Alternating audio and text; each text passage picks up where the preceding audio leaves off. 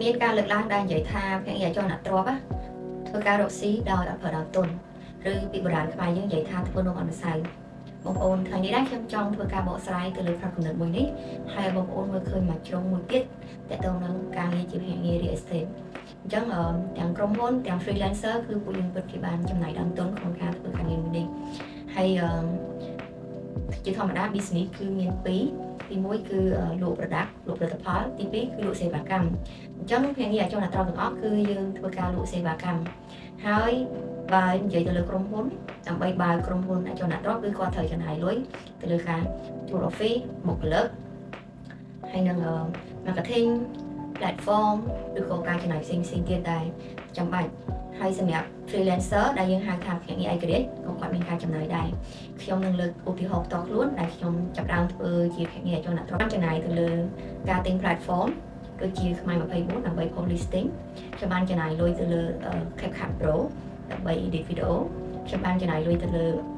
Telegram ដើម្បី post video ម្ដងបានច្រើន history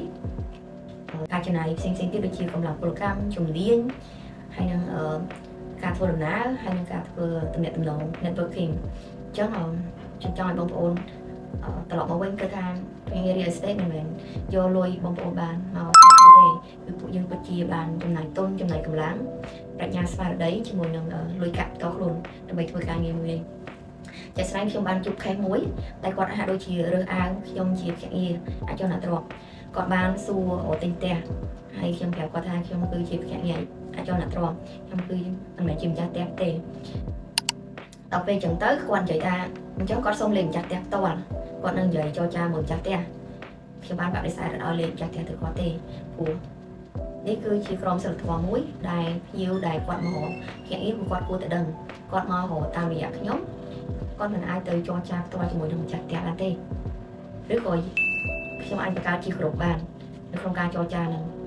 តែជាធម្មតាគឺ process ហ្នឹងគឺយើងជាអ្នកកណ្ដាលក្នុងការសម្របសម្រួលដើម្បីឲ្យអ្នកទិញនិងអ្នកលក់មានការយល់ស្របព្រមព្រៀងលក់នៅក្នុងតម្លៃណាមួយតែគាត់និយាយថាអូខេបើខ្ញុំមិនមែនជាម្ចាស់ផ្ទះទេអញ្ចឹងគាត់នឹងទៅសួរអ្នកជិតខាងរកលេខម្ចាស់ផ្ទះផ្ទាល់វិញហើយបើគាត់ដឹងថាខ្ញុំហ្នឹងគឺជាភ្នាក់ងារអចលនទ្រព្យគាត់ក៏មិនតាក់ទងមកខ្ញុំដែរនិយាយទៅខ្ញុំមានអារម្មណ៍ជាប់ជាមួយនឹងភ្ញៀវនឹងមួយហើយខ្ញុំក៏លើកជា topic មកនិយាយខ្ញុំចង់ឲ្យបងប្អូនគិតថាគឺ